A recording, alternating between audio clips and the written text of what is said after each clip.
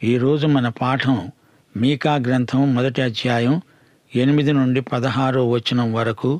ఏకాగ్రతతో వినండి. దేవుడు అంటున్నాడు, ఇదంతా చూచి నేను కేకలు వేస్తూ ప్రలాపిస్తున్నాను. ఏమీ లేకుండా దిగంబరినై నక్కలు అరిచేటట్లు అరుస్తున్నాను. నిప్పుకోడి మూలుగుతున్నట్లు మూలుగుతున్నాను. దానికి తగిలిన గాయములు మరణకరములు. అవి యూదాకు తగిలి ఉన్నాయి. నా జనుల గుమ్మాల వరకు, యెరూషలేము వరకు అవి వచ్చి ఉన్నాయి. గాతు పట్టణములో దీనిని తెలియచెప్పవద్దు. అక్కడ ఎంతమాత్రమూ ఏడవవద్దు. బేత్లెహేమ్లో నేను ధూళిలో పడి పొర్లాను. షాఫీరు నివాసి, దిగంబరివై అవమానమొంది వెళ్ళిపో. జయనాను వారు బయలుదేరకుండా నిలిచారు. ప్రలాపము బేతేజలులో మొదలుపెట్టి జరుగుతున్నది. మారోతువారు తాము పోగొట్టుకొనిన మేలును బట్టి బాధనొందుతున్నారు. ఏలయనగా యెహోవా వద్ద నుండి కీడు దిగి యెరూషలేము పట్టణ ద్వారము మట్టుకు వచ్చింది. లాకీషు నివాసులారా, రథాలకు యుద్ధపు గుర్రాలను కట్టండి. ఇశ్రాయేలు వారు చేసిన తిరుగుబాటు క్రియలు నీ యందు కనబడినవి. అది సీయోను కుమార్తె పాపమునకు ప్రథమ కారణముగా ఉంటుంది.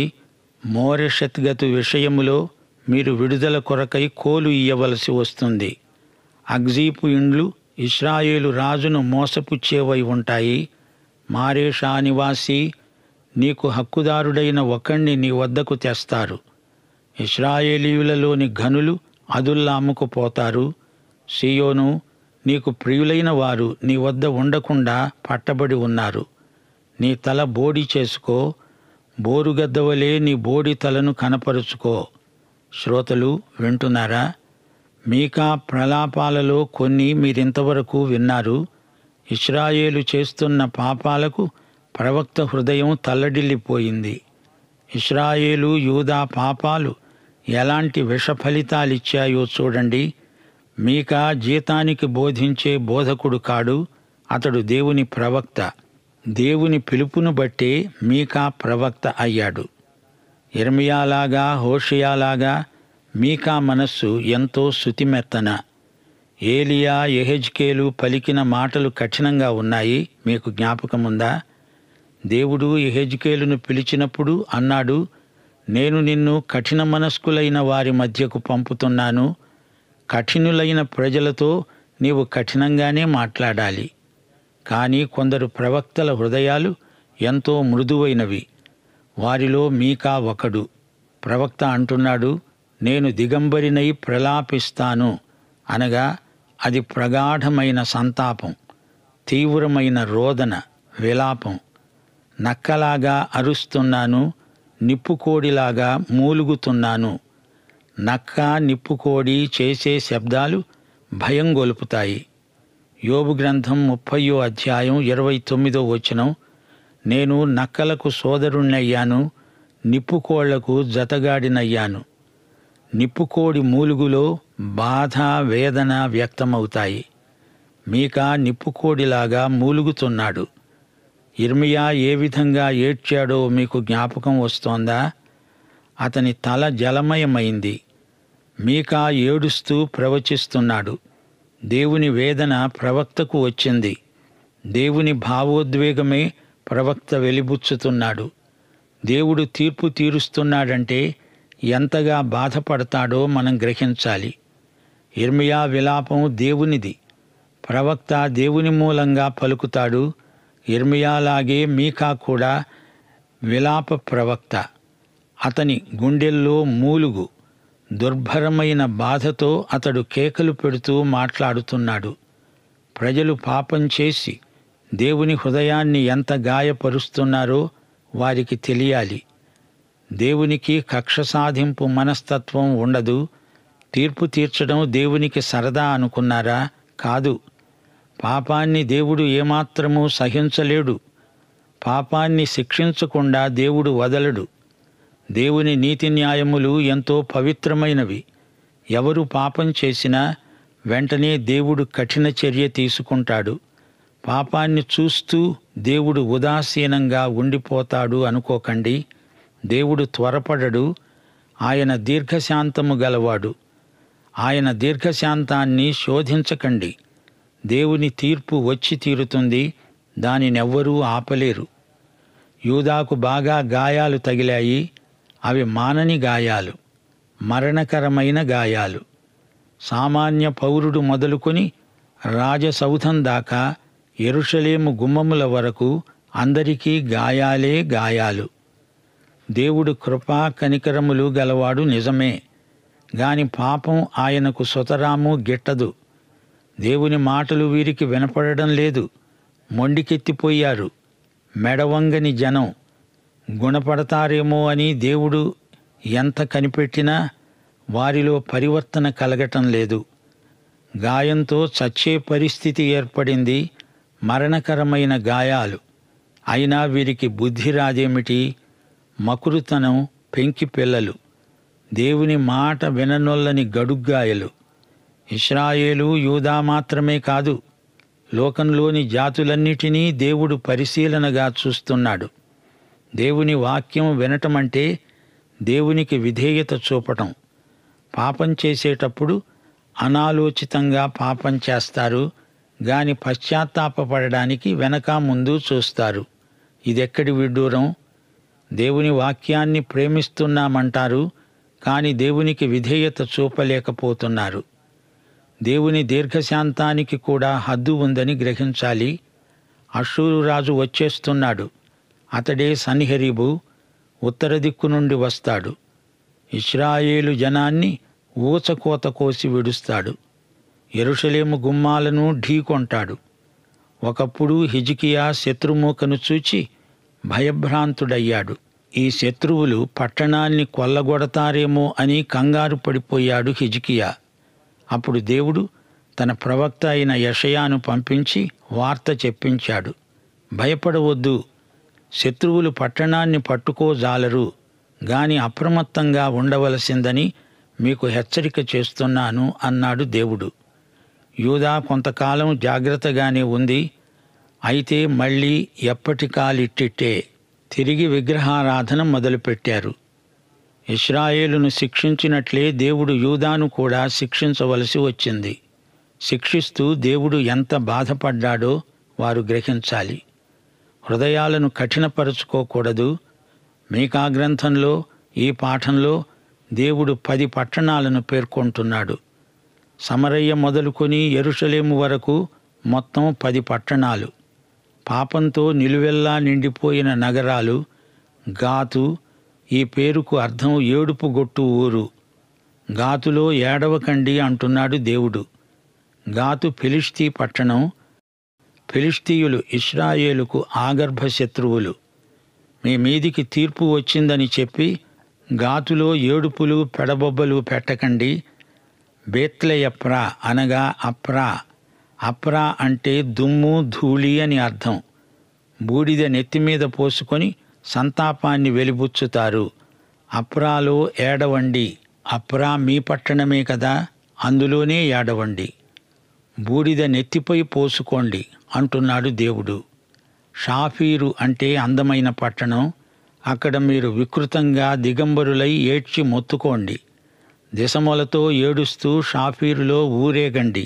జయనాను అంటే పురోగమనం, ముందుకు చొచ్చుకుపోవటమని భావం. జయనానులో మీకు తిరోగమనం అంటున్నాడు దేవుడు. మారోతు అంటే చేదు. ఆ ఊరిని గురించి వచ్చిన వార్త చేదు. అది దేవుని తీర్పు. అష్షూరు ముట్టడి వారికి చేదు వార్తే. లాకీషు అంటే గుర్రాల పట్టణం. లాకీషులో పెద్ద పెద్ద గుర్రాల శాలలున్నాయి. ఫిలిష్తీ ప్రాంతానికి దగ్గరలోనే ఉంది లాకీషు. యూదావారి విగ్రహారాధనకు ఇక్కడే అంకురార్పణ జరిగింది.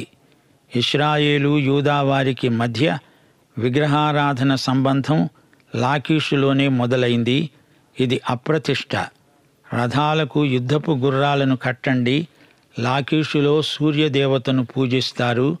పూజా సమయంలో గుర్రాలు పూంచిన రథాలను ప్రదర్శిస్తారు. గ్రీకు దేవత అపోల్లో ఆకాశ వీధిలో రథాన్ని నడుపుతూ సూర్య నమస్కారాలు చేస్తాడని ప్రతీతి. యూదావారికి ఈ విగ్రహారాధనను పరిచయం చేసినందుకు లాకీషుకు శ్రమ. మోరెషెతు గాతు మీకా జన్మస్థానం. ఇది యూదా రాజ్యంలో ఉంది. అక్సీబు ఇండ్లు ఇశ్రాయేలు రాజులను మోసగిస్తాయి. అక్సీబు అంటే అబద్ధం అని అర్థం. చలికాలంలో నీరు బాగా ఉంటుంది, వేసవికాలంలో ఒక్క బొట్టు కూడా నీరుండదు. అది అబద్ధపు నది. ఆ ఊరి పేరే అక్సీబు. ఉత్తర రాజ్యానికి సాయం చేస్తామని చెప్పి మొండి చెయ్యి చూపారు, అబద్ధమాడారు. అది అబద్ధాల ఊరు. అక్కడి ఇండ్లు, ఇండ్లలోని మనుషులు అంతా అబద్ధమే. ఇశ్రాయేలుకు సాయం వస్తుంది గాని ఇప్పుడు కాదు.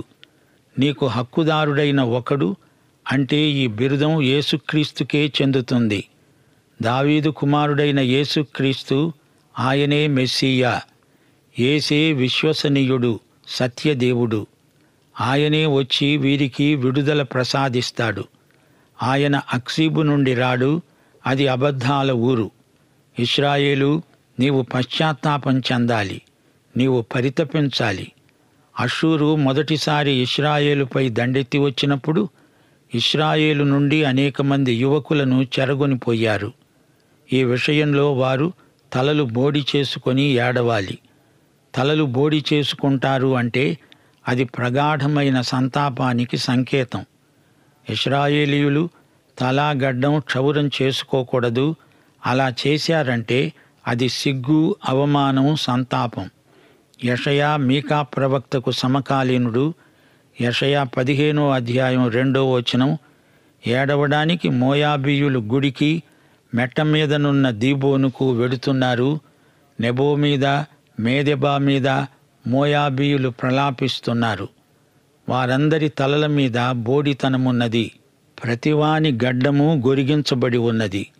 ఈ చర్య వారి ప్రగాఢ సంతాపాన్ని వ్యక్తం చేస్తుంది.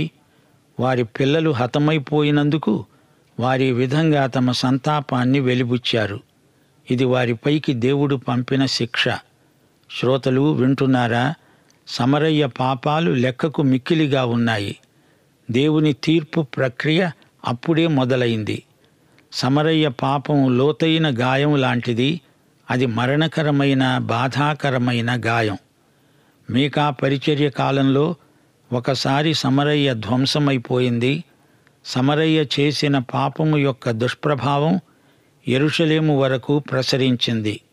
దాన్ని బట్టి దేవుని తీర్పు కూడా యెరూషలేము వరకు పొడిగించబడింది. అదే సన్హెరీబు ముట్టడి. పరోక్షంగా ఇది దేవుని తీర్పే. 2 రాజులు 18-19 అధ్యాయాలలో ఈ చరిత్ర ఉంది. షాఫీరు, జయనాను, బేతెజలు మొదలైన పేర్లలో ఉన్న అర్థాన్ని ఆధారం చేసుకొని మీకా ప్రబోధం చేస్తున్నాడు. ఇవి హీబ్రూ పేర్లు. షాఫీరు అందం ఏమైంది? జయనాను పురోగమనం ఏమైంది?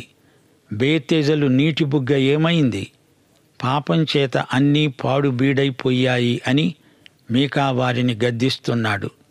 లాకీషు వారి చెడుగు మరీ ఎక్కువైపోయింది. పాపమనే దుష్టశక్తి ఇతరులపై చూపే దుష్ప్రభావం ఇంతా అంతా కాదు. నాయకులు సరిగా ప్రవర్తించకపోతే వారిని అనుసరించే ప్రజలందరూ మూక ఉమ్మడిగా పాడైపోతారనేది మనకు తెలిసిందే. ఇశ్రాయేలు మహిమ అదుల్లాము వరకు ప్రసరిస్తుంది అన్నాడు దేవుడు. అదుల్లాము చుట్టూ ఎన్నెన్నో గుహలున్నాయి. శత్రువు వచ్చి ముట్టడించినప్పుడు యూదాలోని ఘనులు పారిపోయి అదుల్లాము చుట్టూ ఉన్న గుహలలో తలదాచుకుంటారు. సియోను, నీకు ప్రియులైన వారు, నీ పిల్లలు శత్రువుల చేతికి చిక్కారు. నీ కుమార్తెలు, నీ కుమారులు శత్రుదేశంలో బానిసలవుతారు. నీకెంత కడుపు శోకం! ఈ అనుభవం ఇశ్రాయేలుకు, యూదాకు కొత్తేమీ కాదు. ఓడిపోయిన జాతి గెలిచిన జాతికి బానిసలవడం చరిత్ర నేర్పిన పాఠం. క్రీస్తుపూర్వం 722లో ఇశ్రాయేలుకు, 586 సంవత్సరంలో యూదాకు ఇదే దుర్గతి పట్టింది. గమనించాలి, అహాజు రాజు దేవాలయంలో విగ్రహాలను నెలకొల్పాడు. దేవాలయ ద్వారాలు మూయించాడు. 4 జాతులు యూదాను వేధించాయి. హిజ్కియా రాజైనప్పుడు జాతి మెల్లగా తిరిగి అభివృద్ధి దిశగా పురోగమించింది. హిజ్కియా మీకా ప్రవక్త ప్రబోధాలకు చెవియొగ్గాడు. మీకా ఉత్తర రాజ్యమైన ఇశ్రాయేలు, దక్షిణ రాజ్యమైన యూదా, ఈ 2 రాజ్యాలు పతనమవుతాయని ప్రవచించాడు. ఈ 2 రాజ్యాలపైన దేవుడు గైకొన్న క్రమశిక్షణ చర్య ఇది. దేవునికి తన ప్రజల శ్రేయస్సు ఎంతో ముఖ్యం. వారు గుణపడాలని దేవుని అభీష్టం. హిజ్కియా పరిపాలన ఎంతో ఆదర్శప్రాయమైనది. అందుకే యూదాకు క్షేమము, భద్రత ఉన్నాయి. శత్రువు వారిని ముట్టడించలేకపోయాడు. దేవునికి దూరంగా బతికేవారు పాపానికి దాసులయ్యే ప్రమాదం ఉంది. పాపం దేవుని తీర్పునకు గురి అవుతుంది. పాపము పరిపక్వమై మరణాన్ని కంటుంది. నిత్యశాంతికి మార్గం యేసే. ఇది దేవుడు ప్రతిష్ఠించిన మార్గం. అడపాదడపా దేవుని క్రమశిక్షణాత్మక చర్యలు మనకెంతో మేలు చేస్తాయి. ప్రజలలో దౌర్జన్యం, మోసం, దొంగతనాలు, దోపిడీలు, విధవరాండ్లను వేధించటం, కీడు చేసే మనస్తత్వం, అన్యాయం, అక్రమం, హత్యలు, లంచగొండితనం మరీ ఎక్కువైపోతూ ఉంటే దేవుని తీర్పు మీకా మాకా అనేది కాదు, అందరికీ అంటూ మీకా గళమెత్తి ప్రవచించాడు. యెహోవా ఇలాగు సెలవిస్తున్నాడు. పాఠం సమాప్తం. యేసుక్రీస్తు వారి కృప, యెహోవా తండ్రి ప్రేమ, పరిశుద్ధాత్మ నిత్య సహవాసము మనకందరికీ తోడై ఉండునుగాక. ఆమేన్.